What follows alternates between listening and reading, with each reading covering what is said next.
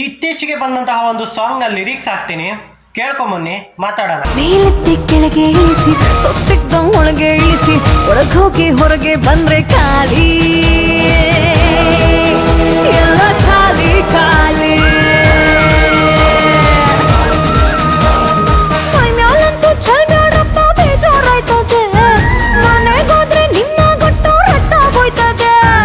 ಇಲ್ಲೇ ನೆಕ್ಕೊಂಡು ಕೊಡಿ, ಇಲ್ಲೇ ಒರ್ಸ್ಕೊಡಿ, ಕೈಯಲ್ಲಿ ಬಾಟ್ಲಂತೂ ಮನೆವರೆಗೂ ತಕ್ಕೊಂಡು ಹೋಗ್ಬೇಡಿ.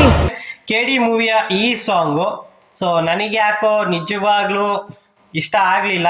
ಯಾಕೆಂದರೆ ಮೇಯ್ನ್ ಆಗಿ ಲಿರಿಕ್ಸ್ಗಳು, ಮ್ಯೂಸಿಕ್ ಎಲ್ಲ ಚೆನ್ನಾಗಿದೆ, ಬಟ್ ಲಿರಿಕ್ಸ್ ಯಾಕೆ ಈ ಥರ ಬರ್ದಿದ್ದಾರೆ ಅಂತ ನಿಜವಾಗ್ಲೂ ಗೊತ್ತಾಗ್ತಾಯಿಲ್ಲ. ಇದು ಬರ್ದಿರೋದು ಯಾರು ಇವರು? ಪ್ರೇಮ್ ಸರ್ ಎಂತೆಂಥ ಸಾಂಗ್ಗಳು ಬರ್ದಿದ್ದಾರೆ. ಅವ್ರ ಸಾಂಗ್ಗಳ ಮೇಲೆ ಒಂದು ಎಕ್ಸ್ಪೆಕ್ಟೇಷನ್ಸ್ ಇಟ್ಕೊಂಡಿರ್ತಾರೆ ಜನ, ಬಟ್ ಈ ಥರ ಲಿರಿಕ್ಸ್ ಬರ್ದಾಗ ನಿಜವಾಗ್ಲೂ ಇದು ಪ್ರೇಮ್ ಸರ ಬರ್ದಿರೋದು ಅಂತ ನೀವು ಚಿಟ್ ನೋಡ್ಕೊಬೇಕು, ಆ ರೀತಿ ಆಗ್ಬಿಟ್ಟಿದೆ.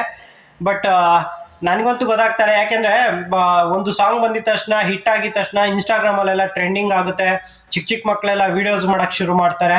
ಸೊ ಈ ಥರ ಲಿರಿಕ್ಸ್ಗಳಿಗೆ ಮಕ್ಕಳು ವಿಡಿಯೋಗಳು ಮಾಡಿ ಹಾಕಿದ್ರೆ ಎಷ್ಟು ಅಸಹ್ಯವಾಗಿರುತ್ತೆ. ಸೊ ಯಾಕೆ ಇದನ್ನು ಯೋಚನೆ ಮಾಡಿಲ್ಲ ಮೊದಲೇ ಅಂತ ಗೊತ್ತಾಗ್ತಾ ಇಲ್ಲ. ಬಟ್ ಈ ಸಾಂಗಿಗೂ ಇದ್ರಲ್ಲಿ ಬರೋ ಲಿರಿಕ್ಸ್ಗಳಿಗೂ ಈ ಮೂವಿಗೆ ಏನು ಸಂಬಂಧ ಅಂತ ಗೊತ್ತಿಲ್ಲ.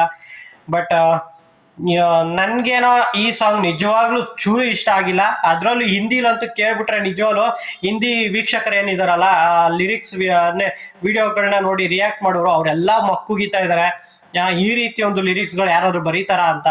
ಬಟ್ ಸೀನ್ಗಳಕ್ಕೆ ಅವ್ರೇನು ಶಾಚ ಅಲ್ಲ, ಬಟ್ ಅವ್ರ ಮೂವಿಗಳಲ್ಲಿ ತುಂಬಾ ಹೆವಿ ಸೀನ್ಸ್ ಇರುತ್ತೆ, ಅದಕ್ಕೆ ಹೋಲ್ಸ್ಕೊಂಡ್ರೆ. ಬಟ್ ನಮ್ಮ ಕನ್ನಡ ಇಂಡಸ್ಟ್ರಿಲಿ ಈ ರೀತಿ ಲಿರಿಕ್ಸ್ ಇದುವರೆಗೂ ಯಾವತ್ತೂ ಬಂದಿರೋ ಚಾನ್ಸೇ ಇಲ್ಲ. ಬಟ್ ಹಳೇ ಮೂವಿಗಳಲ್ಲಿ ಬಂದಿರ್ಬೋದು, ಬಟ್ ಇತ್ತೀಚೆಗೆ ತುಂಬಾ ಏನು ಸೋಷಿಯಲ್ ಮೀಡಿಯಾ ಆಕ್ಟಿವ್ ಇರೋದ್ರಿಂದ, ಸೋಷಿಯಲ್ ಮೀಡಿಯಾದಲ್ಲಿ ಚಿಕ್ಕ ಮಕ್ಕಳು ಆಕ್ಟಿವ್ ಆಗಿರೋದ್ರಿಂದ ಈ ರೀತಿಯ ಒಂದು ಲಿರಿಕ್ಸ್ಗಳು ಬೇಡವಾಗಿತ್ತು ಅನ್ನೋದು ನನ್ನ ಅಭಿಪ್ರಾಯ. ಬಟ್ ಕೇಳಿದಂಥ ಜನಗಳು ನಿಮ್ಗೇನು ಅನ್ಸುತ್ತೆ, ನಿಮ್ಗೇನು ಅನ್ನಿಸ್ತು ಈ ಸಾಂಗ್ ಬಗ್ಗೆ ನಮ್ಗೆ ಕಮೆಂಟ್ ಮಾಡಿ ತಿಳಿಸಿ. ಹಾಗೆ ಪ್ರೇಮ್ ಸರ್ ಮತ್ತೆ ಧ್ರುವ ಸರ್ನ ಟ್ಯಾಗ್ ಮಾಡಿ ಈ ವಿಡಿಯೋಗೆ.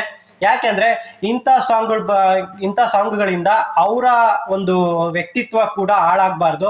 ಸೊ ಅದೊಂದೇ ಒಂದು ರೀಸನ್ಗೆ ನಾನು ಈ ವಿಡಿಯೋ ಮಾಡ್ತಾ ಇರೋದು. ನಿಮ್ಮ ಮೇಲೆ ತುಂಬಾ ಹೋಪ್ಸ್ ಇದೆ, ನಂಬಿಕೆ ಇದೆ, ಆ ನಂಬಿಕೆನ ಉಳಿಸ್ಕೊಳ್ಳಿ ಸರ್. ಈ ರೀತಿ ಲಿರಿಕ್ಸ್ಗಳು ನಮ್ಮ ಕನ್ನಡ ಇಂಡಸ್ಟ್ರಿಗೆ ಒಳ್ಳೇದಲ್ಲ.